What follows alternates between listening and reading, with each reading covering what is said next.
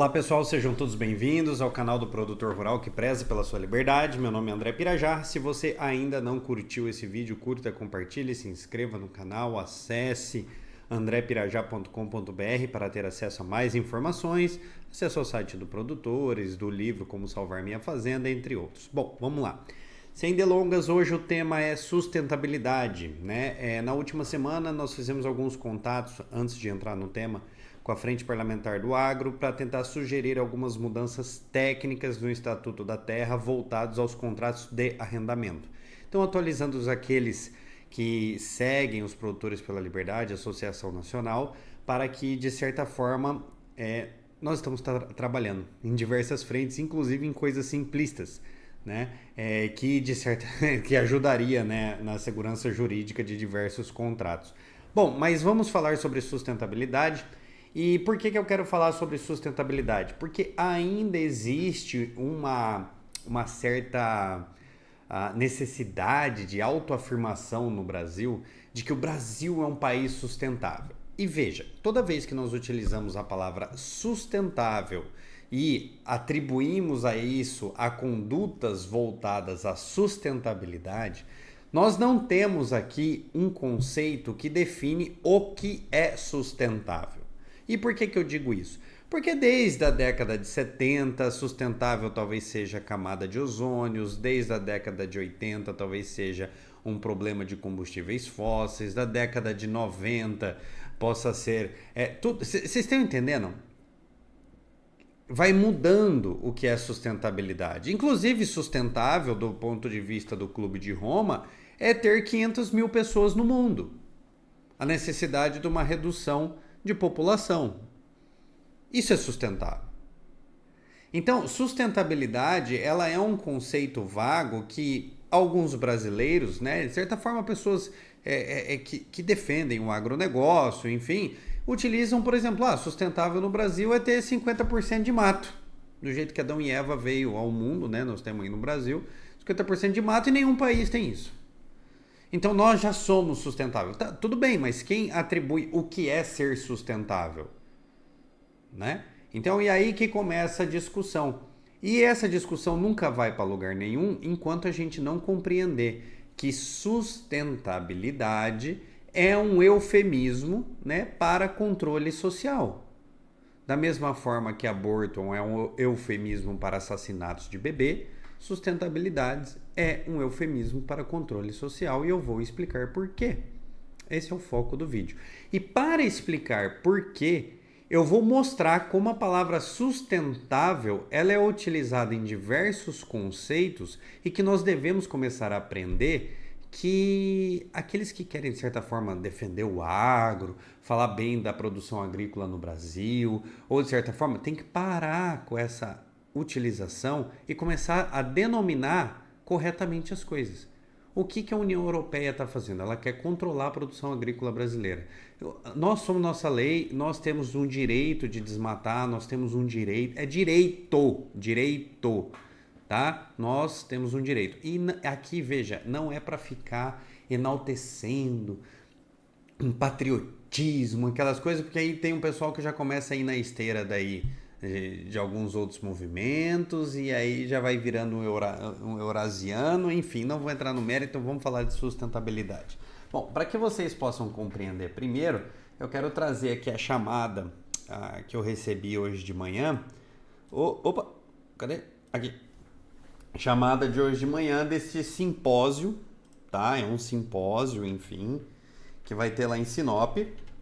Desafios constitucionais e trabalhistas, tá? Aí tem o ministro André Mendonça, ministros do TST, que de certa forma eles vão falar sobre temas do direito do trabalho, só que não, né? Por que só que não? Porque o foco da questão começa com função social das empresas, com o ministro Guilherme Caputo Bastos, tá? É interessante que, eu já vou falar do ministro, e nós temos, por exemplo, o André Mendonça falando sobre desafios constitucionais para o desenvolvimento sustentável do agro, né? Então nós temos lá a sustentabilidade aqui atrelado a um desafio constitucional. E a minha pergunta que fica é o seguinte: o que o judiciário tem a ver com isso? É isso que as pessoas não conseguem compreender. Quando o judiciário se coloca na posição de agente transformador, o judiciário ele não é um agente transformador, ele é um cumpridor e aplicador de lei. Quem promove mudanças na política, tá, do país, seja política de Estado, do ponto de vista constitucional, seja política governamental, quando você exerce a suposta festa da democracia nas eleições, né, é o legislativo e o executivo. O judiciário vai cumprir o que o legislativo e o executivo, de certa forma, por meio de seus regulamentos, leis, alterações constitucionais, visa promover. Toda vez que o judiciário busca ser um agente, ele está promovendo um ativismo judicial. Mas isso não é novidade no Brasil, sob o sol da terra de Santa Cruz. Nós já estamos vivenciando o ativismo judicial e agora, na verdade, ninguém liga mais para o ativismo judicial, tirando algumas pessoas preocupadas realmente, né? Mas ninguém liga, deixa o judiciário ser um agente transformador também da sociedade. E quando a gente olha para isso com, de certa forma, achando até interessante, nossa, olha o judiciário preocupado com o desenvolvimento e tal, nós caímos nisso aqui, que é por exemplo, o STF, isso já se implementou pelo CNJ, enfim, como a Agenda 2030 para as metas de 2030 e o judiciário sendo um dos agentes a implementar essa agenda. Então, quando nós vemos uma questão envolvendo desafios constitucionais, falando sobre função social das empresas, falando sobre os desafios de desenvolvimento sustentável e constitucional, nós estamos falando disso aqui.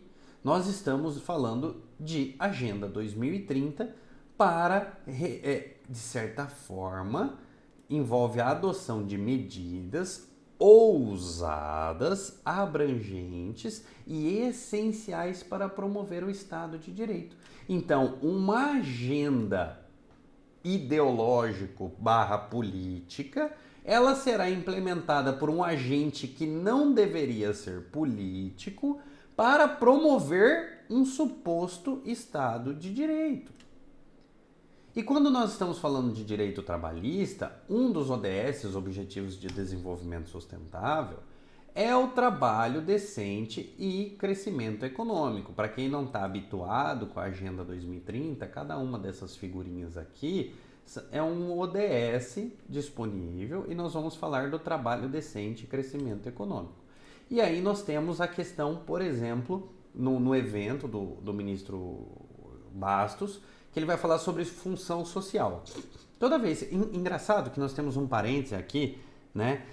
O ministro Bastos, ele já escreveu sobre trabalho escravo, né? Uma chaga humana. É um dos artigos dele que ele escreveu para a revista de Direito Trabalhista e Previdenciário, que ele coloca o trabalho escravo como uma chaga humana, né? Talvez não, né? A igreja tentou acabar com o trabalho escravo, a libertação dos escravos no Brasil causou uma revolução gigantesca, do ponto de vista onde até a própria família real foi expulsa do país, né, por ter afetado interesses e de certa forma, né, não vou aqui entrar em alguns méritos, mas nós estamos falando de um trabalho onde hoje ele coloca o trabalho escravo, o ministro que vai falar sobre a função social, até na distribuição de terras. Sim, isso é uma pergunta para quem for assistir o seminário, quiser falar, fazer uma pergunta para o ministro. Qual é a correlação entre função social e a necessidade da má distribuição de terras, né? O Estado deve promover uma melhor distribuição de terras para acabar como motivo do trabalho escravo. Análogo a escravo, né? Porque trabalho escravo não existe, né? Análogo a escravo, né? Então, o que nós temos a ver com ODSs? Mas o que ele escreveu não está longe do que a Agenda 2030 é. Porque quando nós falamos em promover políticas orientadas para o desenvolvimento que apoiem as atividades produtivas, geração de emprego decente, empreendedorismo, incentivar a formalização, inclusive por meio de acessos, financiamentos, ele está dizendo sobre né? Porque a ODS ela sempre tem uma linha de ideias, né? Ele está dizendo em melhorar a eficiência dos recursos globais no consumo e na produção. E como se melhora a eficiência dos recursos globais? Aí nós vamos lá em outro ODS que fala sobre fome zero e agricultura sustentável. Como é que você melhora a utilização dos recursos? Você melhora falando sobre dobrar, né? Incentivar a produção de pequenos produtores de alimentos, mulheres, indígenas, familiares, pastores, pescadores, inclusive por meio de acesso seguro e igual à terra. Ele não está fugindo do tema. Então, você atrela a função social a acesso à terra. Nós já temos diversos vídeos falando sobre desapropriação, diversos vídeos falando, mas aqui nós estamos trazendo um tema que é desenvolvimento sustentável. Enquanto algumas pessoas acham que é só meio ambiente, nós estamos trazendo o desenvolvimento sustentável para a função social da terra e distribuição de terra. Nós estamos falando de reforma agrária, nós estamos falando de não existe direito de propriedade no Brasil e especificamente quando nós tratamos de Agenda 2030, que está sendo implementada também pelo Judiciário, nós estamos reiterando que não existe direito de propriedade porque existe a necessidade de distribuição igual à terra. Se todo mundo quiser terra no Brasil, dos 200 bilhões de habitantes, acho que vai faltar terra para todo mundo. Porque se é igual, ela é para todo mundo. Vocês estão entendendo? Como dizia Klaus Schwab, você não terá nada e será feliz, né? O presidente do Fórum Econômico Mundial.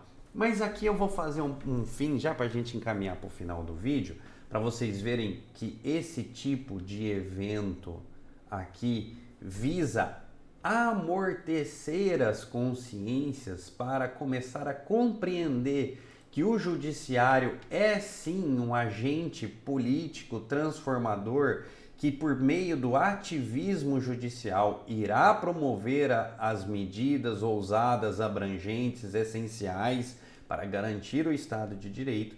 Eles já disseram como essas medidas serão feitas, especialmente na distribuição eficiente dos recursos globais, que inclui a distribuição igual e acesso à terra a todos, né? Que eles estão indo fazer um evento em Sinop, né? Que só tem pequeno produtor familiar, né? Já até aqui alertando o pessoal de Sinop, mas que no fundo, o que nós estamos falando de desenvolvimento sustentável, fazer um paralelo com o meio ambiente, que é a grande oportunidade vendida por todos e que ninguém, ao que parece, na política efetivamente quer combater, talvez alguém queira combater, mas eu não tenho visto muita coisa, né? É a questão do carboninho.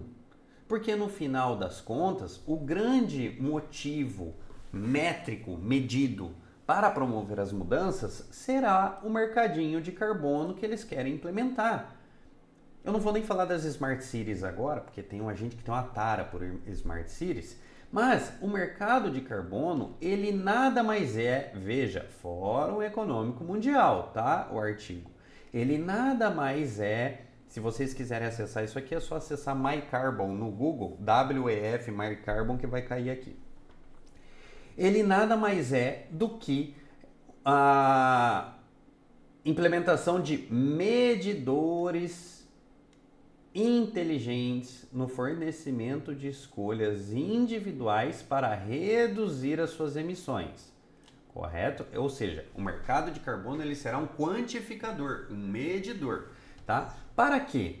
Para que ao final a aplicação dele permite aos cidadãos contribuir para as emissões de carbono, fornecendo-lhes uma consciência aprofundada sobre as escolhas de carbono pessoal para alimentos, transporte, energia domésticas e escolhas de estilo de vida. Se você não entendeu, eu vou traduzir para você. O mercado de carbono nada mais é do que taxar aquelas atividades que não entram na Agenda 2030, que você, em Brasília, não terá controle do que é sustentabilidade, porque quem diz o que é sustentabilidade é a ONU, tá? Então, todos os parâmetros que até o pessoal quer ficar inventando, sequestro de carbono para a gente gerar crédito, isso aí não tem na ONU e não vai ter no Brasil, tá? Já começa por aí. Então, não sonha, vamos tratar com a realidade.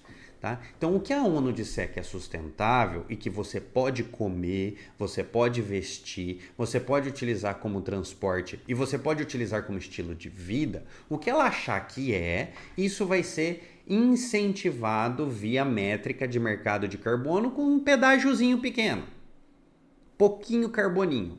Mas aquelas atividades, produção de proteína animal, consumo de carne bovina, que já está sendo taxada, por exemplo, na reforma tributária, que não entrou como no pacotão da cesta básica, tem todas essas discussões, isso vai ser alto carbono, ou seja, vai ser taxado. Então, nas suas escolhas individuais, você deixará de ser livre para ser o que o carboninho disser que você pode ou não pode consumir. Se você acha isso difícil, nós já temos nota fiscal eletrônica. Quando você for passar QR Code lá no supermercado, leitor de código de barra, com a sua identidade digital, em breve você terá o número de carbonos que você pode consumir. Num primeiro momento, talvez você será taxado.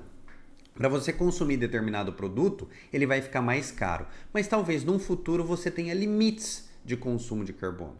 Então, se você acha que isso nunca vai acontecer, saiba que até vacinação forçada você já teve. Se você curtiu esse vídeo, se você gostou, né, curta esse vídeo, compartilhe, se inscreva no canal.